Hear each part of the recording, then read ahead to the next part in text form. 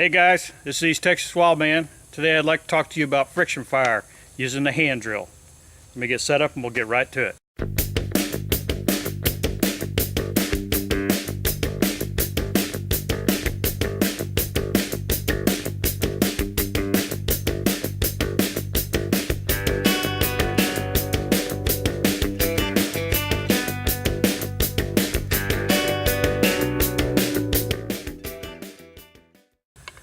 Okay guys, so we're going to talk about friction fire with the hand drill.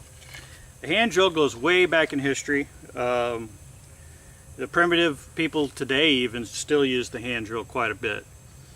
To me, they just make more sense because the number one goal in survival is to conserve calories.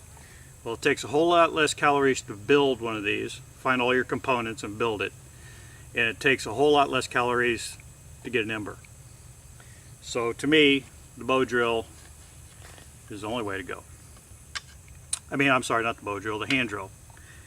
The components of it are a board and a spindle. Now my board, I usually find a softwood, dead standing. Out here it's usually cottonwood, dogwood, willow, or sometimes cedar. You can find some cedar that's soft. I test the softness of it by sticking my thumbnail in it. If it leaves an indentation, then it's soft enough for what I want. I like mine almost pulpy, that dry, that old and dry.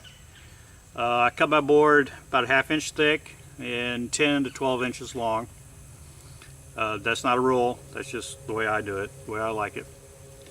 The most important thing about this, well, the two most important things is one, it's soft enough, and two, that it's dry. It has to be dry, no moisture at all. Okay, so prepping a board, real simple. The spindle, this can be any kind of stick that's straight and about the size of your pinky in diameter. I like mine about 2 foot long. This happens to be a mullein stock. Mullein is a pithy, it's a hollow wood. It's got a pithy center. And all I do is I shave off the outer bark, make it smooth for my hand, and then I just crown the end that I'm going to use against the board. Mullein is found throughout the United States. To me, they make the perfect hand drill. The only thing I like even better is yucca stock, but those aren't real prevalent where I'm at. So the prep on this is nothing more than making it comfortable for your hand and making it crowned for the board. And all you're doing when you're crowning it is you're giving it more surface to contact the board with. So like I said, I like mine about 2 foot long. You don't want to make it too short. Too short doesn't give you much rotation. So I like mine about 2 foot. I would say probably 18 inches would be the minimum. I've seen guys that did it 3 foot long. It's preference. But okay guys, let me get this set up and I'll demonstrate how I make a fire with a hand drill. Okay, to get started, I find a spot on my board that I want to work by feeling the softness of it. That looks like a good spot right there. Might go on the other side. Okay. Sorry, ticks. Okay, first thing I do, I'm going to go right here on the end of my board, and about a ½ inch in from the edge, I'm just going to give me a little starter hole. So I'll come in, say the ½ inch would be the outside of my hole. So I come back towards the center, so maybe about a ¼ inch, a little bit more. And I just kind of drill a starter hole with my knife. Doesn't have to be real deep, it's just something to hold the spindle in place. Okay, next thing to do is get rid of everything that's around your neck, because it'll just get in your way. Okay, I get my board set up where I want it. And then I take my spindle, and since I've used this before, I'm going to re-crown it. So I just take it and I'll just re-crown the end of it.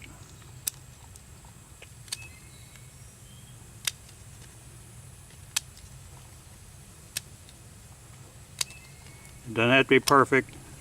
If it has a couple of ridges in it, that's good. It causes more friction. So, pretty simple. Okay, now we have to burn in our hole. Once we burn in our hole, we're not making an ember right now. All we're doing is burning in our hole so that we can see how big it's going to be and we can make our notch. So, this is my stance for drilling a hole. I put my left leg on the board a good distance away from my hole where I'm going to try to make an ember because my boots are wet. I've been walking in this morning dew. I put my spindle in the hole and I just slowly start rotating, applying gentle downward pressure. When my hands get low, I hold with one, holding pressure down, and come back up to the top, hold it down with pressure, and start again. So let's just go ahead and burn this in.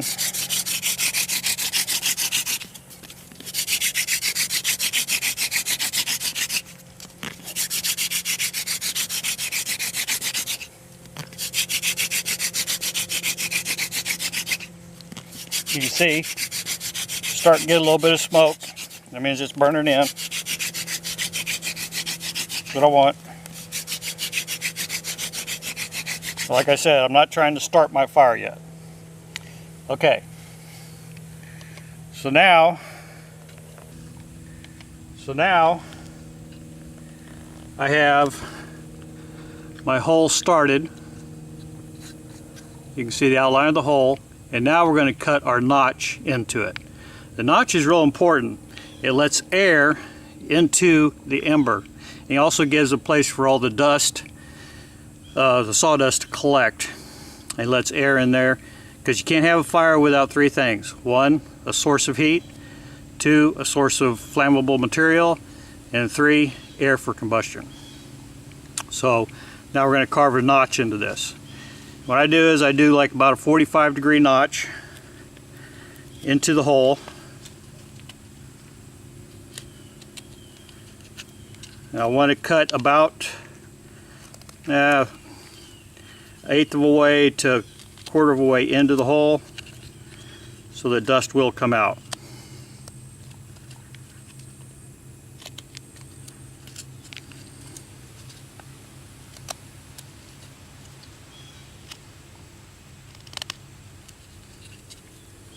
Yeah, so you can see how much of that I've cut into it. Okay, now I have a straight notch right there on top, but I'm going to carve the bottom out. So again, I go at almost a 45-degree and I take out and make some room underneath. So my notch turns out to be inset underneath the board. Okay? Board's ready to go. We're ready to start fire. Okay, the next thing I need, I usually use just a leaf. So I find a dry leaf and big enough to stick under my board to catch my ember. And sometimes I'll use multiples.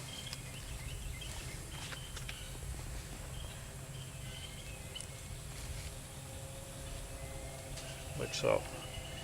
Okay, now once I've already started my burn in, I usually kind of rough up the tip of my rod again, my spindle again.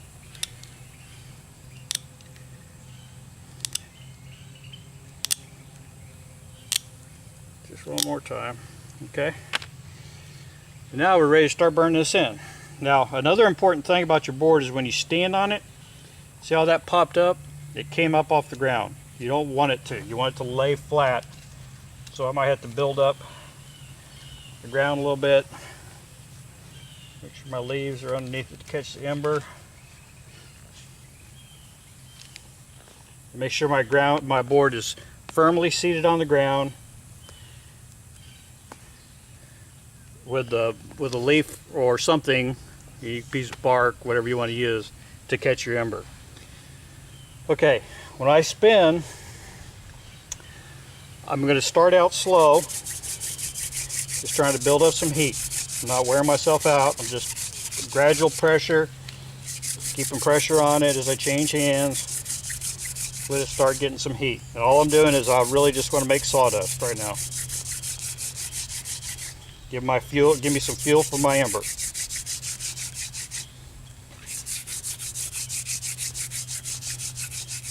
I'm not putting a lot of pressure down, maybe 5-10 pounds worth. See, it starts smoking a little bit, but I'm really not worried about it yet. I want dust. I need dust. If I don't have that dust under there, I won't have an ember.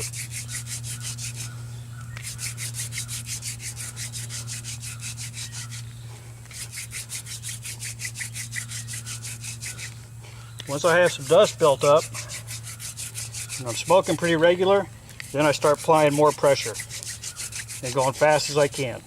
This is the race to the finish line right here.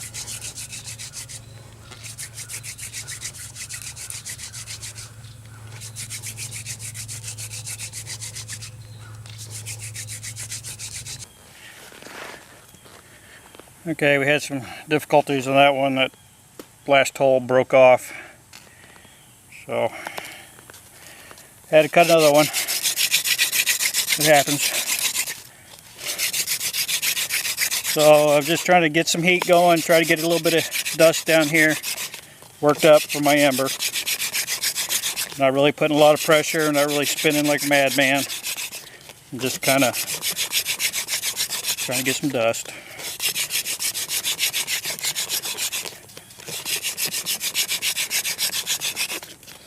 See, I'm getting a little bit of smoke. It just means I'm starting to drill.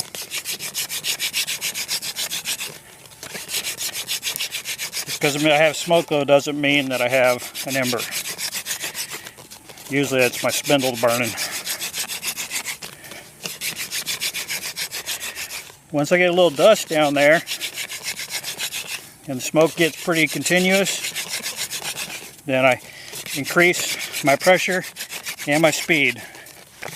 Oh, and that happens. It's alright, it's still hot.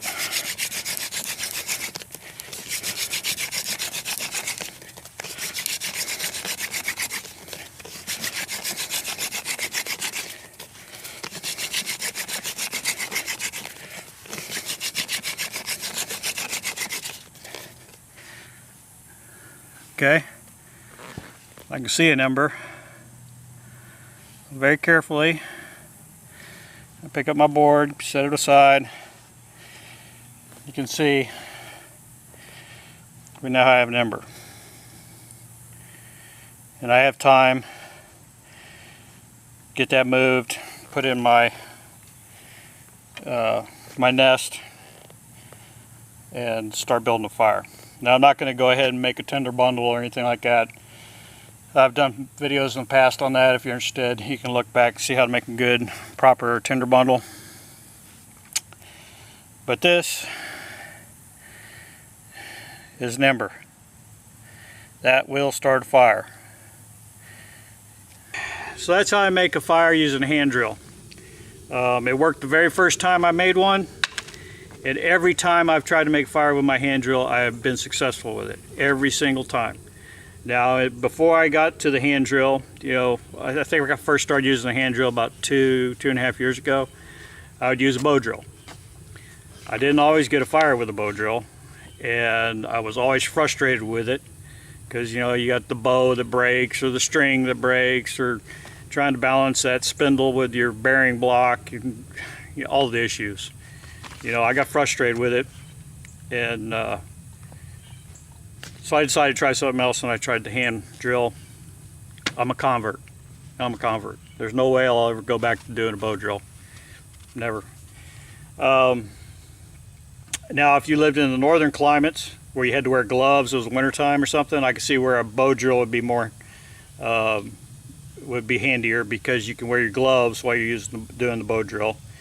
And with a bow drill, once you get your balance and everything right, you can maintain heat on your board for longer, which when it's in really cold climates, you need to do that. But for where I am and for most of the United States, especially in non-winter months, the hand drill is the way to go. So give it a try, guys. See how you like it. You'll be a convert too, I'm sure.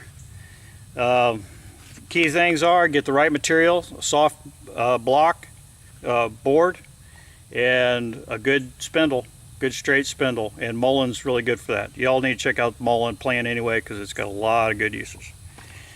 Okay, thanks for watching. Give me a thumbs up if you liked it. Leave me your questions, your comments, your suggestions, anything down below. And if you haven't subscribed yet, please subscribe. And if you got a buddy out there that's screaming and cussing at that damn bow drill and that string that keeps breaking, or that spindle that keeps popping out from underneath his bearing block, send him my way, let him see this video, see if we can make him a convert too. Okay guys, this is East Texas Wildman. I'm out. And for all you puppy lovers out there, Tango did make it out here with me today, but I guess the hand drill was boring for him, so he's taking a nap. This Wildman out.